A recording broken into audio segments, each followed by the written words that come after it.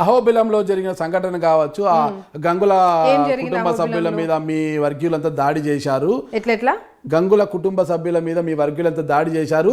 మీ భర్త భార్గవ్ గారి మీద అటెంప్ట్ టు మర్డర్ కేసు కూడా నమోదైంది. మీ కుటుంబ సభ్యుల మీద కూడా కేసు నమోదు చేశారు.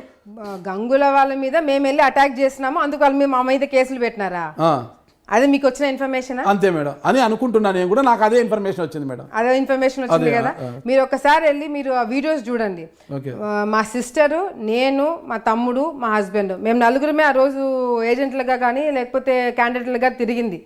మాకు నంద్యాల ఎన్నికల్లో కొంతమంది వెళ్ళినారు మా కుటుంబ సభ్యులు, ఇక్కడ కొంతమంది ఉన్నాము. మేము నలుగురే తిరుగుతుంటే ఎవరి మీద వెళ్ళి అటాక్ చేస్తారండి? వాళ్ళంతా ఎంతమంది ఉన్నారు, మేము ఎంతమంది ఉన్నాము? మీరు క్వశ్చన్ అడిగినా నేను చెప్పండి. ఆ రోజు మా సిస్టర్ కానీ, మా తమ్ముడు కానీ, మా హస్బెండ్, మేము నలుగురమే తిరిగినాం బయట. మా సిస్టరు తర్వాత మా సిస్టర్ ఒకటి, ఇప్పుడు ఎమ్మెల్యేగా ఉన్న క్యాండిడేట్ ఇద్దరు కూడా అహోబిలంలో ఉన్నారు. అహోబిలంలో ఉన్నప్పుడు మీరు నా దగ్గర వీడియోలు కూడా ఉన్నాయి. మీరు హోంవర్క్ బాగా చేసుకుని వచ్చారని అనుకున్నాను నేను. మీరు దగ్గర చేసుకుంటా ఇప్పుడు చూపిస్తే ఆ వీడియో అది స్పష్టంగా చూపిస్తాను, ఒకసారి చూస్తాను. మీరు చూడండి. మీ వాళ్ళు చాలా వీరోచితంగా ముందుకు వచ్చారని చాలా మంది అంటున్నారు. నేను కూడా చూస్తాను మేడం. చూడలేదు ఆ వీడియోలన్నా చూస్తాను. నేను మొత్తం మీకు స్టోరీ చెప్తాను, అప్పుడు మీరు కరెక్ట్ చేయండి. కానీ విజువలైజ్డ్ బాగుంటుంది మేడం. స్టోరీ కన్నా వినడం కన్నా చూస్తే బాగుంటుంది నాకు. నేను మీకు చూసేలాగే చెప్తాను స్టోరీ కూడా. అంతేనంటారు? ఓకే, అది మీకు అంత టాలెంట్ ఉంటే నేను చేయలేను. అహోబిలంలో అప్పుడు జరిగిన ఇన్సిడెంట్, ఎమ్మెల్యే ఇప్పుడు ఉన్న ఎమ్మెల్యే క్యాండిడేట్ మా సిస్టర్ ఇద్దరు కూడా అహోబిలంలో ఉన్నప్పుడు సిస్టర్ మీదకి చాలా దురుసుగా మాట్లాడడం కానీ చాలా ఇన్అప్రోప్రియేట్గా మాట్లాడడం జరిగింది.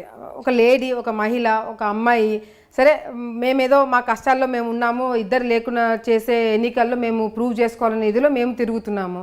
అక్కడ మేము పోలీసులకి ముందే చెప్పడం జరిగింది, రౌడీ షీట్లని మీరు దయచేసి ఏజెంట్లుగా కూర్చోబెట్టద్దని చెప్పి నేను ఎస్పీ గారికి 2 రోజుల ముందే నేను కంప్లైంట్ ఇవ్వడం జరిగింది. లేదు మేడం అది ఆల్రెడీ ఇచ్చేసారు, మేమేం చేయలేమని చెప్పి చెప్పడం జరిగింది. అహోబిలంలో ఒక రౌడీ షీట్ ఉన్న వ్యక్తి కూర్చోబెట్టే ఏజెంట్గా లేపడానికి మా సిస్టర్ వెళ్ళి మాట్లాడుతున్నప్పుడు వీళ్ళందరూ వచ్చి సిస్టర్ మీద గట్టిగా మాట్లాడడము, ఒక మహిళను కూడా చూసుకోకుండా అడ్డంగా మాట్లాడడం, ఆమె ఇన్సల్ట్ చేయడం జరిగింది. ఎప్పుడైతే మా సిస్టర్ని ఇన్సల్ట్ చేశారని చెప్పి మా హస్బెండ్కి కానీ మాకు కానీ ఇన్ఫర్మేషన్ వచ్చిందో మా హస్బెండ్ ఇమీడియట్గా వెళ్ళిన వెంటనే అక్కడ కూడా వాళ్ళు మా సిస్టర్ మీద కమెంట్స్ చేస్తుంటే ఇంట్లో ఆడవాళ్ళని ఎవరైనా అంటే ఊరుకుంటారా అండి? ఎవరన్నా అంటే ఊరుకుంటారా? లేకపోతే మా అందరికీ ఏమైనా క్రిమినల్ బ్యాక్గ్రౌండ్స్ ఉన్నాయి? ఎవరి మీద మాకు ఒక్కరి మీద కూడా కేసులు లేవే ఎప్పుడు కూడా. మేమంతా సిటీలలో చదువుకొని వచ్చిన వాళ్ళం, మాకేమీ క్రిమినల్ బ్యాక్గ్రౌండ్ కానీ లేకపోతే ఇక్కడ ఉండి రాజకీయాలు చేయాల్సిన అవసరం కూడా మాకు ఎప్పుడు పట్టలేదు. మా తల్లిదండ్రులు చనిపోయినారు కాబట్టి మేము బాధ్యత తీసుకొని ఇక్కడికి రావడం జరిగింది. మేము గొడవలు పెట్టుకొని మర్డర్లు చేసి మేము మళ్ళీ 20 సంవత్సరాలు వెనక్కి వెళ్ళాల్సిన పరిస్థితి మా కార్యకర్తలు కానీ మేము కానీ తీసుకురాము. ఇంట్లో ఒక లేడీని, మా చెల్లెల్ని అంటే మా హస్బెండ్ రియాక్ట్ కాకుండా ఎట్లుంటాడు?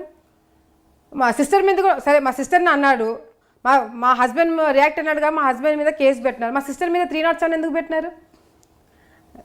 మామూలుగా అయితే మా సిస్టర్ షీఈ్ ద విక్టిమ్, మా సిస్టర్ మీద 300 అటెంప్ట్ టు మర్డర్ కేసు పెడతారా మహిళల పైన? మహిళల మీద పెట్టకూడదు మేడం. అక్కడ ప్రూఫ్ కరెక్ట్గా ఉంటే పెట్టచ్చు. ఏముందని పెట్టినారు అక్కడ?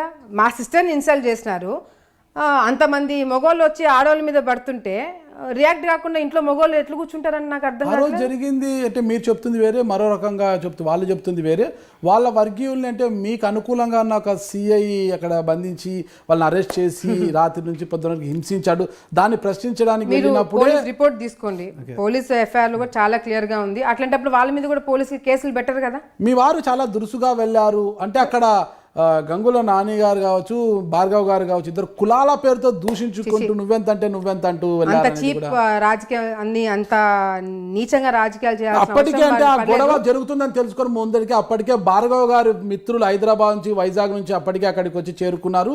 మొత్తం కలిపి ఒక పథకం ప్రకారమే ఆడ గొడవ చేసి చాలా పెద్ద సినిమా స్టోరీ, నాకన్నా మంచి స్టోరీ మీరు చెప్తున్నారు. యాక్చువల్ గా నేను కళ్ళ కట్టినట్టు చెప్పడం లేదు, మీరు చెప్తారేమో చూశాను.